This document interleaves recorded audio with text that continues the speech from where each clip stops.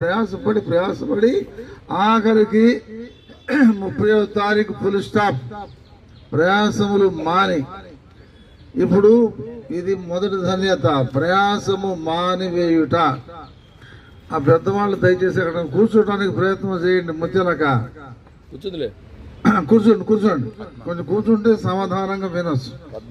సరే, దేవుని వాక్యములో మొదటి ధన్యత ప్రయాసములు మానుట. రెండవ ధన్యత దేవుని వాక్యములు అక్కడే మనం చూసాం, విశ్రాంతి పొందుదురు. దేవుని ప్రజలకు విశ్రాంతి. ఈ లోకములో మనకు విశ్రాంతి లేదు, ఈ లోకం మనకు విశ్రాంతి స్థలము కాదు అని దేవుని వాక్యం మనకు తెలియజేస్తుంది. అయితే ప్రభువునందు ముత్తులకు ధన్యత ఏమిటంటే విశ్రాంతి, ఎటర్నల్ రెస్ట్, నిత్యమైనటువంటి విశ్రాంతి. హెబ్రీ పత్రిక 4వ అధ్యాయం 9వ వచనం. హెబ్రీ 4:9. ఇంకెవరు చదవద్దు, చాలు. ప్రభువునందు మృతునందున మృతులకు ధన్యత, నిజమైన విశ్రాంతి. దేవుని ప్రజలకు విశ్రాంతి నిలిచి ఉన్నది. 2 ధన్యతలు అయిపోయినాయి. ఇప్పుడు